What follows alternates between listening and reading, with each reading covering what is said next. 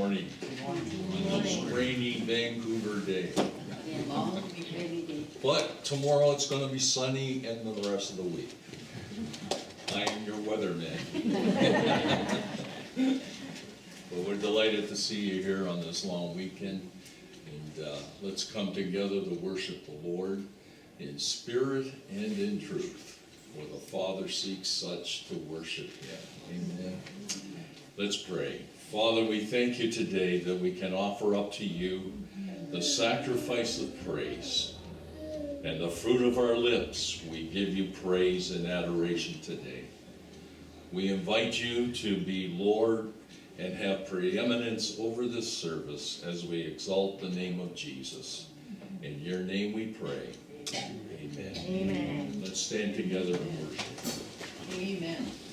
One of my favorite scriptures is, the joy of the Lord is my strength. Amen? Amen. And here we are, you know, it doesn't matter what's gone on in the week or where we're at, but the joy of the Lord is my strength. So this is the day the Lord has made, right?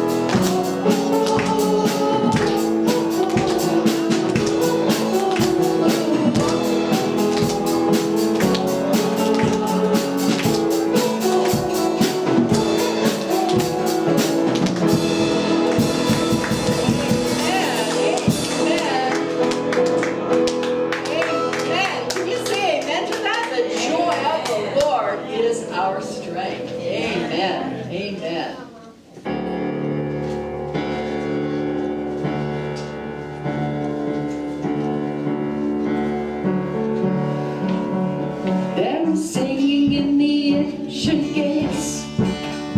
There's a melody of ceaseless praise. Ancient rage, the sound is only growing stronger. There's a throne beneath the name of names. There is seated on it one to reigns, and his kingdom now is here and growing closer. Praise him like wither in glory. Here and now he's just as holy. Jesus, he's so worthy of it all. He exists in everlasting light. So on heaven's streets there is no night. Every tear is wiped away. We'll know no sorrow. Worship him with joyful sound. Sing until your voice is loud. No matter where or who's around, release your worship. Praise him like wither in glory. Here and now he's just as holy. Jesus, he's so worthy of it all. And bring your song, we love to hear it. Bring him every breath, so hear it. Jesus, he's so worthy of it all.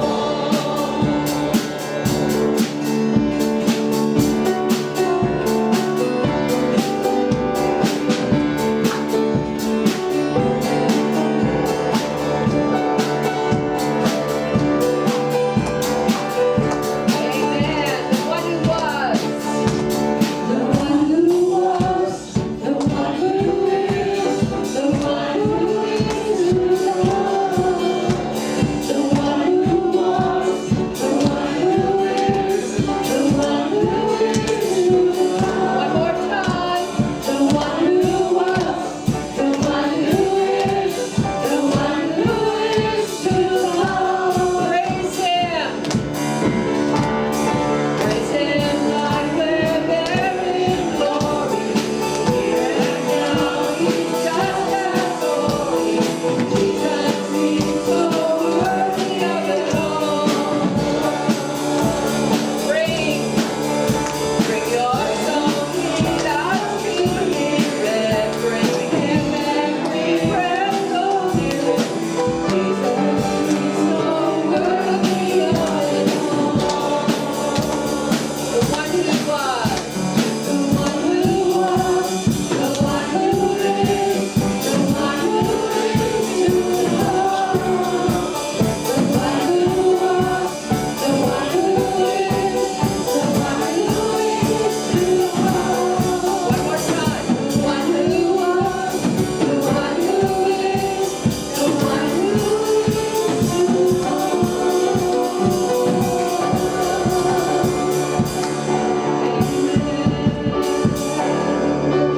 Hallelujah. Hallelujah. We worship you, Lord.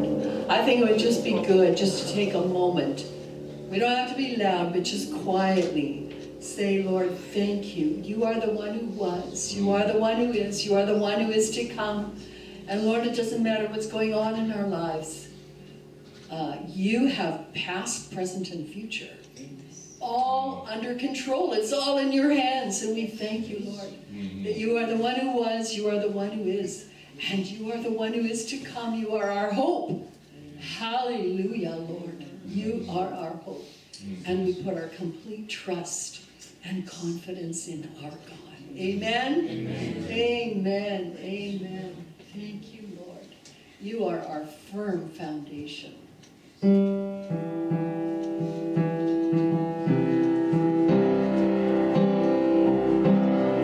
Christ is my firm foundation.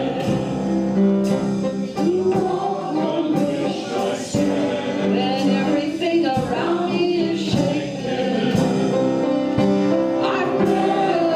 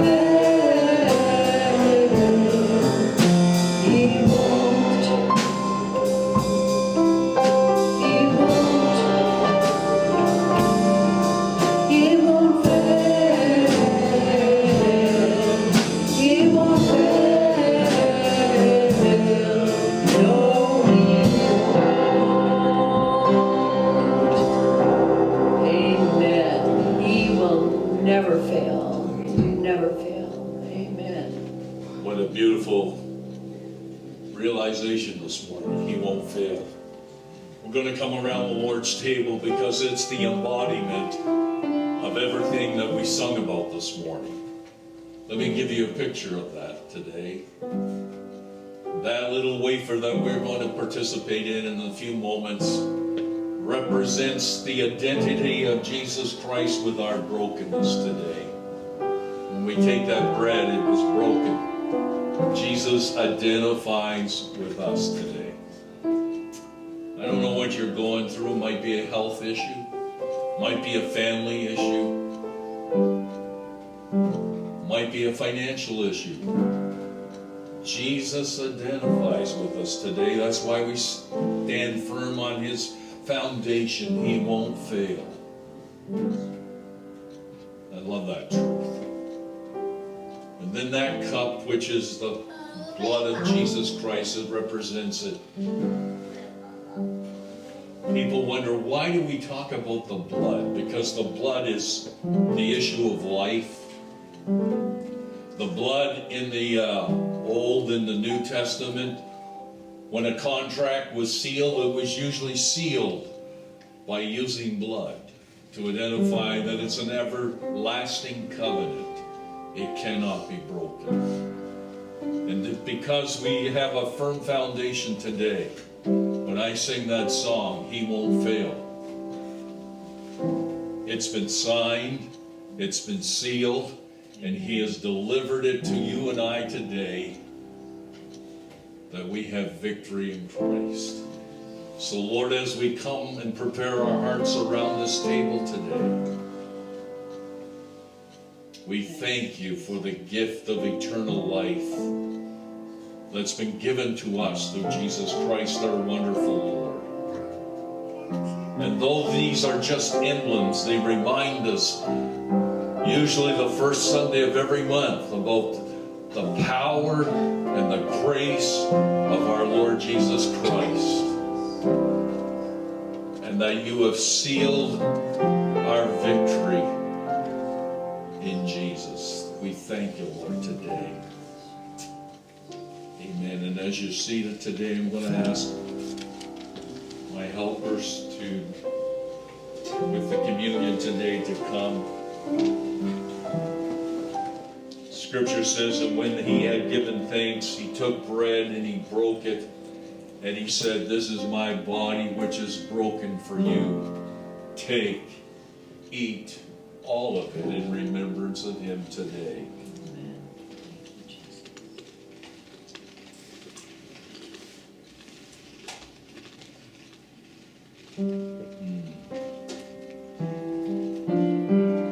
After the same manner, He took the cup and He said, "This is a cup of the New Testament.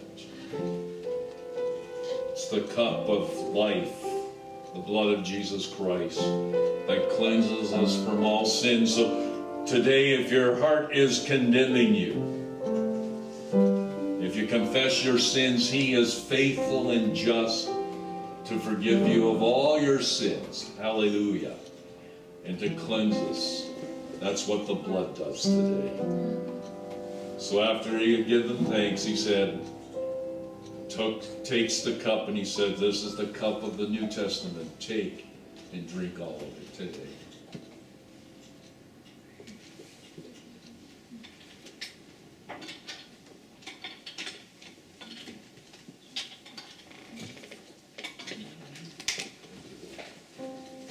Thank You, Lord, today for the provisions of Calvary today. Thank You for the life of Jesus that we celebrate every Sunday. But on communion, we celebrate it by participating in communion together. Thank You, Jesus, for Your grace that is multiplied to us.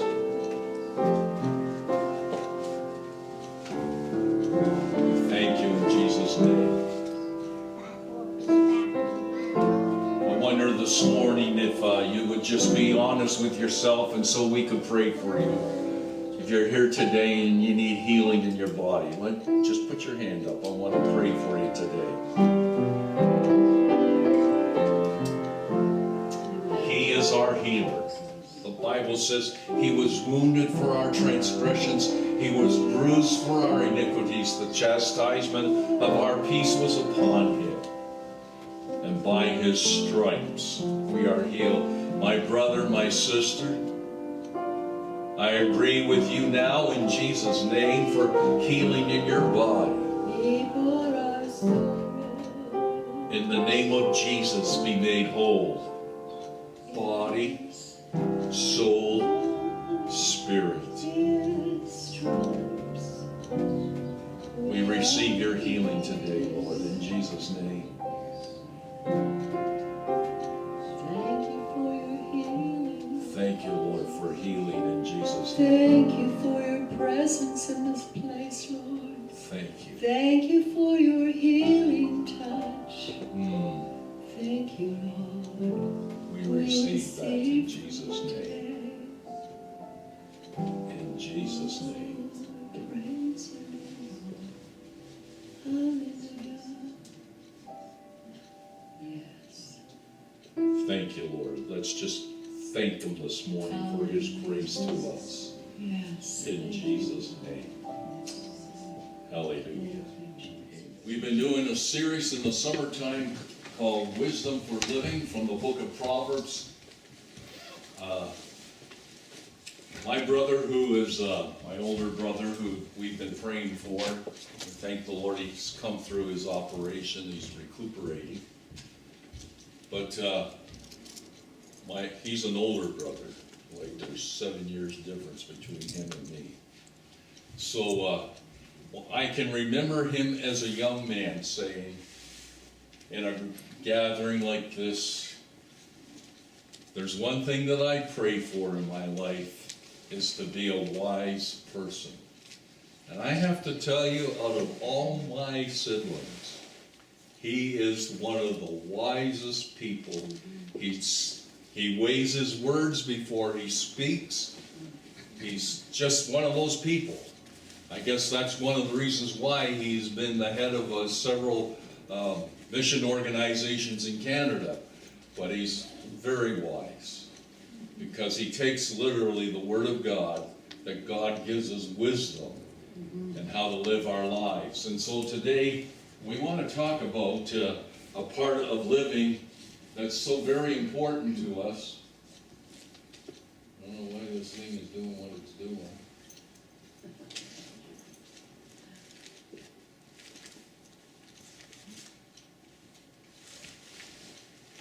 You want to move it to the next one there for me? Thank you. Maybe it'll work next time. Okay. The power of words, spear or surgery. You say, where do you find that in the Word of God? I'm glad you asked, because I want you to look at this scripture. It's very profound, and it has something for us to say today. It's found in Proverbs chapter 12, verse 18. Proverbs 12, verse 18 says, the words of the reckless pierce like swords, but the tongue of the wise brings healing. You don't have to show your hands today, but how many of us in our life can identify, even when you read that scripture, say, it reminds you of a word that has been spoken to you, that has been cutting, that has been hurtful. It stays with you. And there's memories in our life that we try to get rid of because of a word that has been spoken to us harshly. Words go back to the creation of mankind. Genesis chapter 1. If you read it, how God created earth. He could have created it by molding together dirt or whatever. But 9 times in Genesis chapter 1, it says, and God said.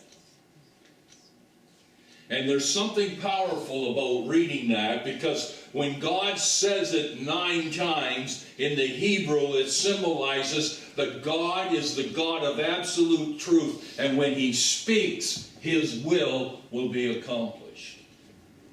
And the same thing in our own life. When we speak harsh words and debilitating words, it's hurtful.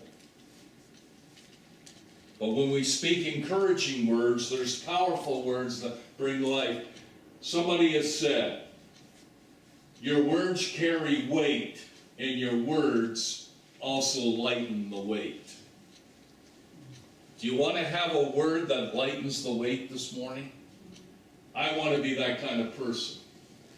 So some reckless words, the damage of the sword, the scripture says. It says it's like those reckless words that pierce like swords. It's piercing. But the tongue of the wise brings healing. The damage of the sword. Proverbs 12, verse 18 says, there's one whose rash words are like sword thrusts. I don't know what kind of family you've been raised in, but I've done a lot of counseling over the years. And a lot of the problems that people have is overcoming the words that have been pronounced over their lives. A father or a mother who has said, you're a dummy. Can't you get it right? Those words sink into you and you think, ugh. Or you may have had a parent who has pronounced over your life some death. You will never make anything out of your life. Kind of hurtful, isn't it?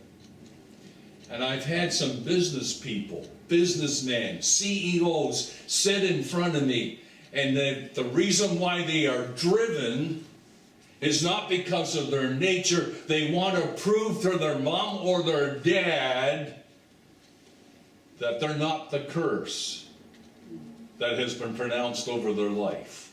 What a way to live. But I can tell you this morning, there's a lot of people that are living like that. And the Bible tells us this morning we need to be very careful in the way that we speak and present ourselves. And so reckless words damage, and it's the damage of the sword. It's a weapon of carelessness. Proverbs 26 verses 18 to 19 says, like a madman who throws firebrands, arrows, and death is the man who deceives his neighbor and says, I was only joking. There's a great story in the Bible that kind of relates to this. It's found in 1 Samuel chapter 25. It's the story of David, Nabal, and Abigail.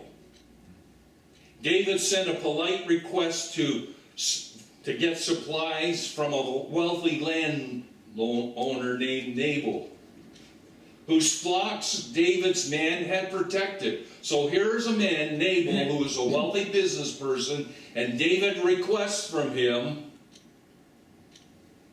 a favor of getting flocks. And Nabal responds to David's request with harsh, insulting words, mocking David as a runaway servant.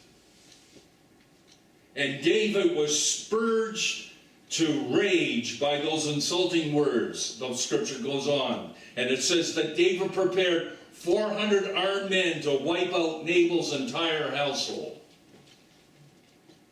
I'll get you for saying those words. Because our natural response is, I'll get back to you. And so, the scripture goes on to say, however, Nabal had a very wise wife. Guys, her name is Abigail. And she rushes out to David with extraordinary humility and wisdom. Her words spoken calmed David's harsh, wrathful ways and reminded him of his noble destiny that was not carried by the words of her husband, but were carried by God who had called him. Yes, amen. And this prevented David from shedding a lot of blood that day. So Nabal's careless, foolish words never brought nearby destruction upon his own home, while Abigail's gentle, wise words saved dozens of people. Aren't you glad for those kind of words? Yeah. Then there's the poison of gossip and fire. Proverbs 16 verses 27 to 28 says, a scoundrel plots evil, and on their lips it is like a scorching fire. A perverse person stirs up conflict, and a gossip separates close friends. Proverbs 18:8 says, the words of a gossip are like choice morsels. They go down to the innermost parts. Here's an English proverb that my mom taught us. Speak no evil, say no evil. Some of you already know it. What's the rest of it? Think no evil. Yeah. Hear no evil. And hear no evil. But a gossip doesn't live like that. Reminds me of a story of three preachers that got together, and the three preachers were sharing one with another their greatest temptations. And the one pastor said, guys, I got to confess that I have problem with greed. I have problem with wanting to get the best. And I have a problem with not having enough money. The guys go, okay, maybe we'll share our temptation. And the next guy goes, well, I have problems with anger. I get really frustrated at times, and I just blow a fuse, and I pop it out, and I get angry. And the other guy's sitting there, and he's quiet, like some of you, and he's just listening. He goes, guys, I can't wait till we finish this conversation so I can tell everybody else what you guys are like. I have a problem with gossip. Sounds humorous, but there are people that are like that, waiting for the next story or something to get against somebody and to tell it. And the sad thing about it today are media is filled with those kind of lies. Let me give you one, okay? Since I like football, I follow it, and I looked at it, said that one of these things said, Wally Bono, the greatest coach in football, is coming back to be a consultant for the BC Lions. Do they ever need it? And he said he's coming back. And then it said, one of the greatest place kickers in all of the CFL history, Louis Basaglia, great guy, is dying of cancer. And the other day I read, he died. This is the humorous thing about it. My friend, Brian Pearson, who's going to be preaching here in a couple of weeks, was at a BC game, and he saw Wally Bono. And he said, Wally, I hear that you're a consultant now with the BC Lions. He says, that's a lie. He says, I haven't signed anything with the BC Lions. And then Brian asked him, what about Louis Pasaglia? Has he died? He says, no, I had lunch with him yesterday. So you see the media that don't believe everything that you see. And especially, this is the scary thing of AI today. They can create lies about anyone. So be very careful of how you're using the internet. That just comes free for me this morning. Okay? But the Bible says a gossip stirs up strife. God never intended that for us. Your words leave a permanent scar. Here's this written by a young man who went through a struggle in his life.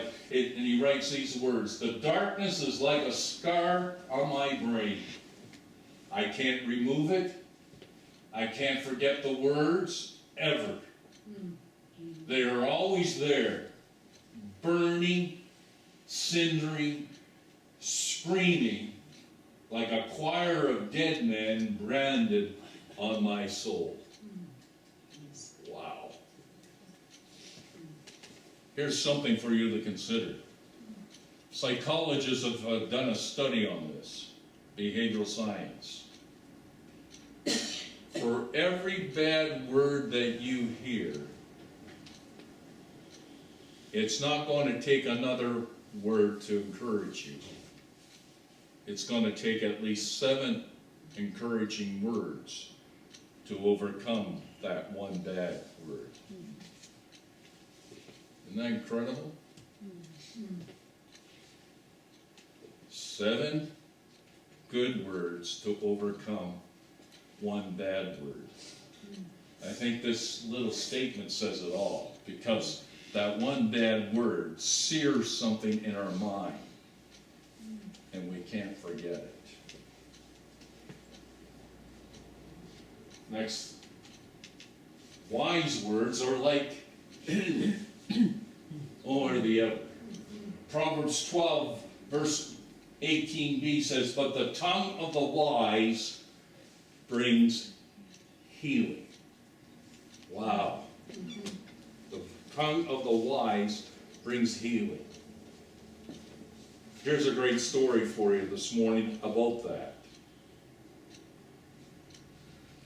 I'll get it here in a minute. Winston Churchill. Winston Churchill was one of Great Britain's greatest prime ministers. He was the prime minister during the war years. Mr. Churchill, when he was in school, was not a very good student. But he was very good with words. And he had a teacher that encouraged him at Eton College to use his talents to write. Mr. Churchill, at the end of his life, wrote 3 volumes of memoirs from his life. I've read only some of them, but they're powerful words. He had a way of words. And Mr. Churchill, in the midst of the war, why he was a good wartime prime minister, is that he knew how to take words and to shape pictures. And he has this gravelly voice. And he would say over the radio, "My fellow Englishmen, we will fight them in the air. We will fight them on the battlefield, and on the sea, and on the beaches. And we will never, never, never give up." And a journalist in the paper said Mr. Churchill took his words to the battlefield and won. He knew how to bring out in the English people encouragement when bombs are falling all around them. They believed that this leader was going to propagate them into greatness and that they weren't going to die. Powerful words. The interesting thing about Mr. Churchill, after the war was over, he was prime minister. He wasn't a great prime minister in peaceful times. Because I think that God uses certain people at certain times to lead. And God knew that they needed to have somebody that knew how to exhort them, to encourage them, to move them on, and not to be hindered by defeat. Wow. So wise words bring healing. Proverbs 16, verse 24 says, "Gracious words are like a honeycomb, sweet to the soul and healing to the bones. Oh, I like that. Great words, sweetness to the bones. Proverbs 15 verse 4 says, a soothing tongue is a tree of life, but a perverse tongue crushes the spirit. So this morning before we leave here, one of the things I'm going to do is pray for you. If there have been words said over your life that have been hurt and that have broken you, that Jesus will bring healing and gracious words will be spoken over to you that will launch you into something greater than what has been pronounced over your life. I firmly believe that. It's a timely encouragement. The Bible says in Proverbs 25 verse 11, like apples of gold and settings of silver is a ruling rightly given. Proverbs 15:23 says, a person finds joy in giving an apt reply, and how good is a timely word.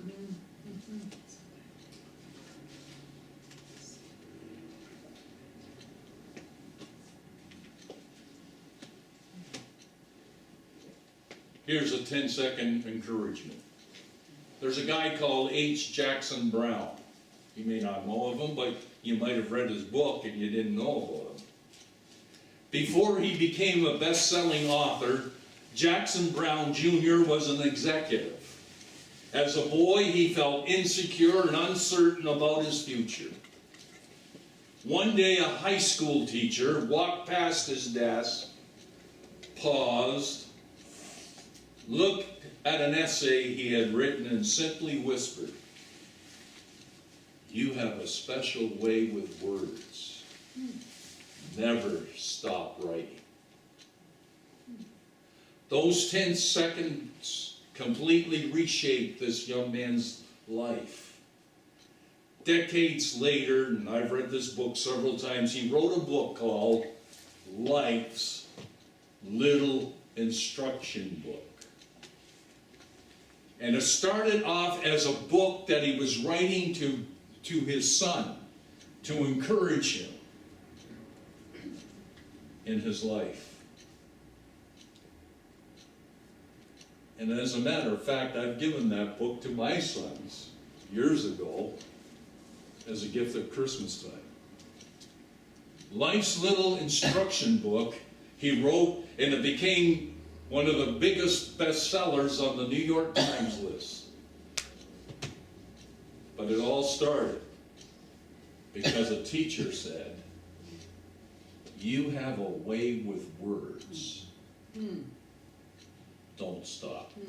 Have any of you this morning have had those encouraging words pronounced over your life? Maybe from a parent. I thank God if you had a parent like that.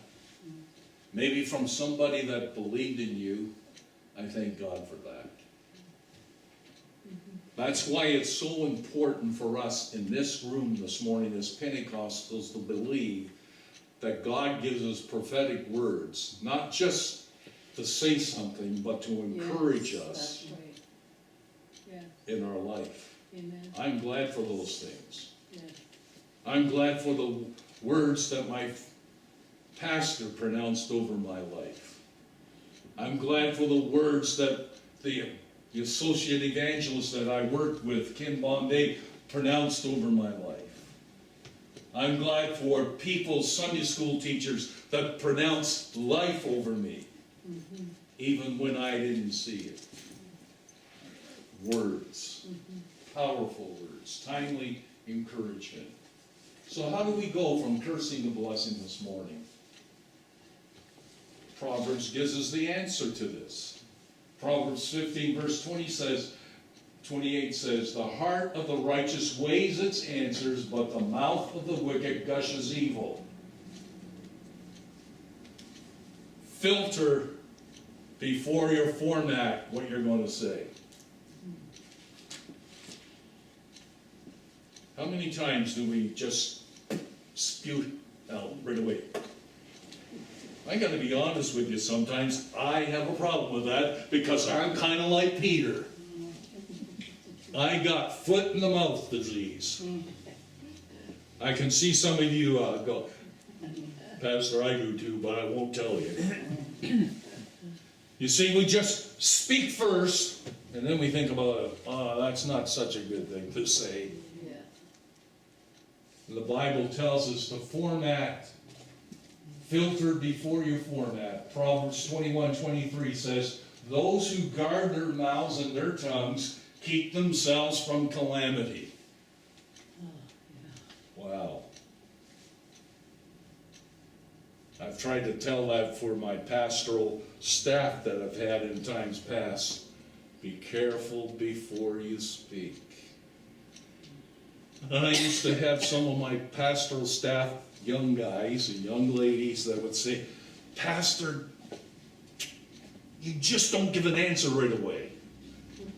I said, no, because I want to say the right word at the right time. And not to be flippant. I'm trying to mentor them to become that way. Because sometimes after we said it, even though we said we're sorry, we go, why did I ever say that? Mm-hmm. It's really good advice for a marriage too, you know. It helps a lot. Listen to me, guys. It helps a lot. So be careful. Guard your mouths and your tongues, and you will be staying yourself from calamity. Then practice silence.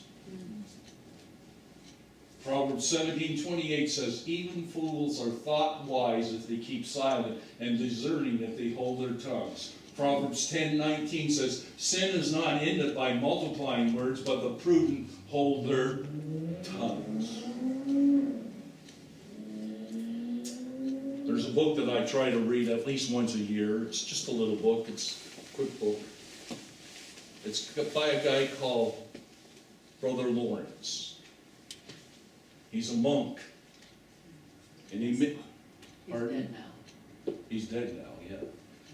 But he wrote just a little book about being quiet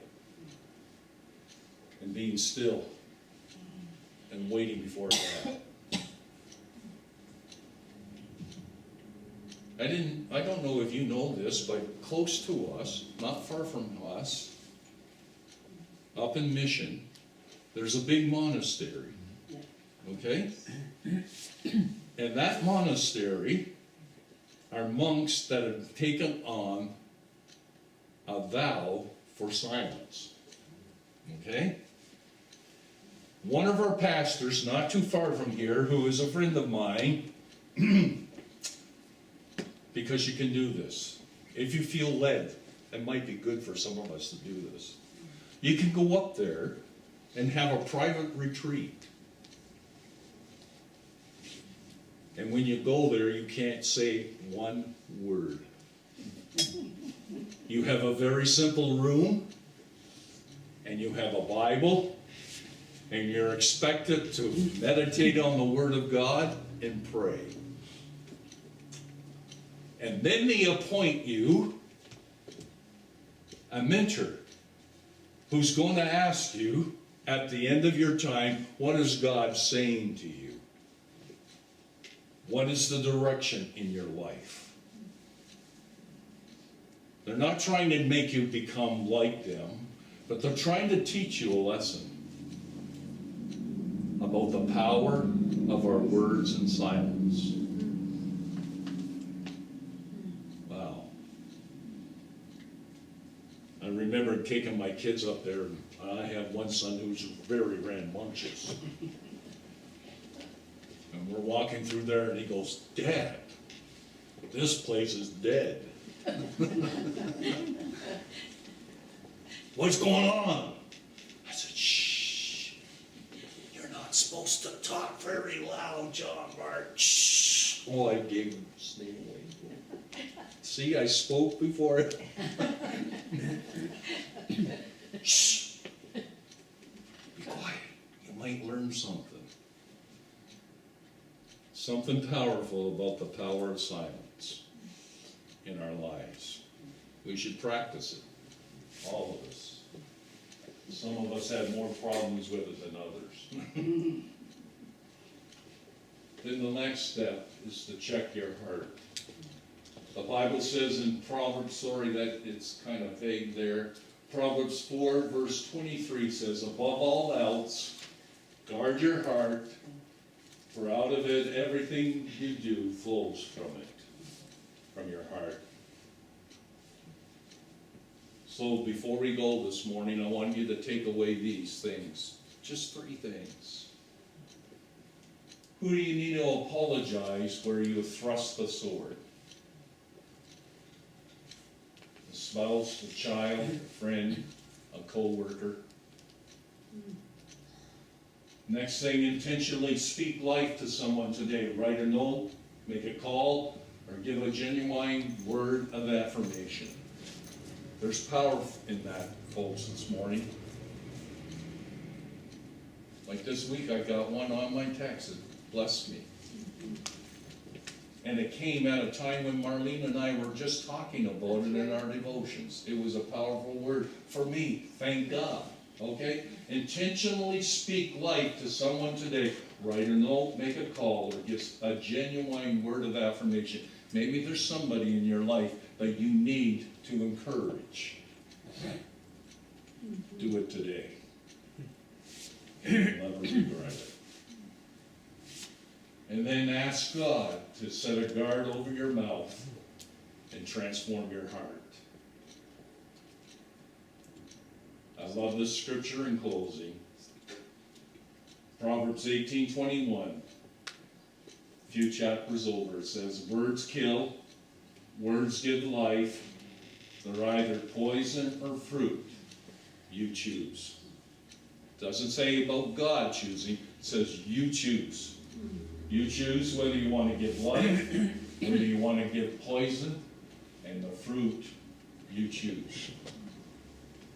Will you choose today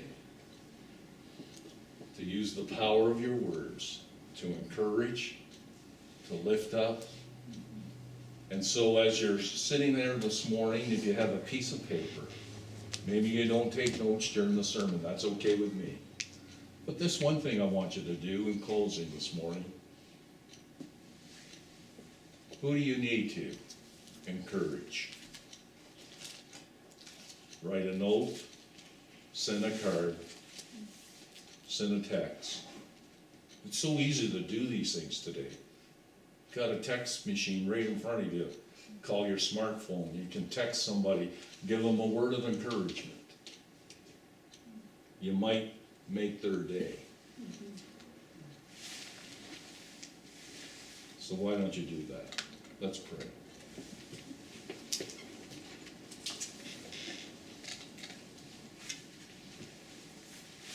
Father, we thank you today in these quiet moments that we can dedicate ourselves as people to become encouragers, to bless with our words, and to bring life. And I pray today, each one of us will make it a part of our life to become an encourager, to speak wonderful words of life. That we might bless one another. Bless and curse not, the scripture says. So may we do that today. May we become fully mature in the ways that we speak, that people may know that there is a difference about us. In Jesus' name, amen.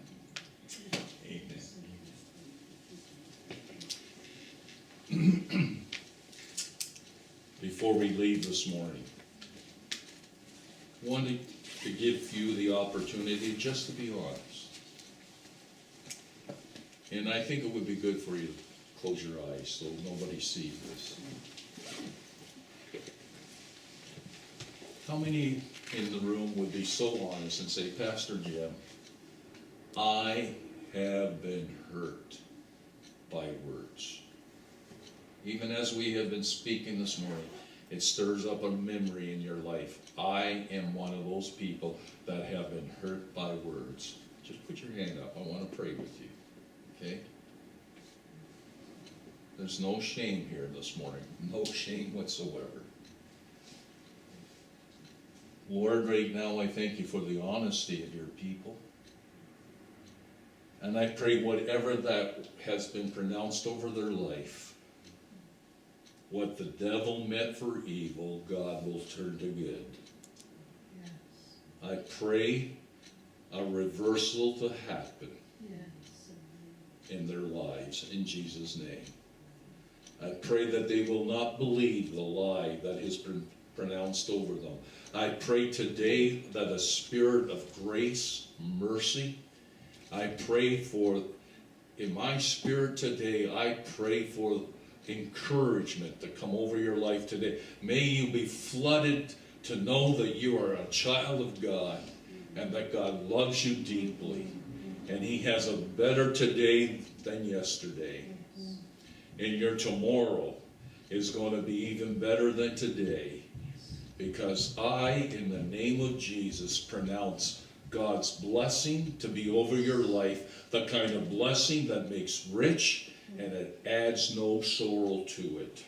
Lord, I pray that in the mighty, holy, awesome name of Jesus, that your people may enjoy the presence of God and to know that they have been created by you as a special person, and that they are highly favored of you. In the name of Jesus I pray.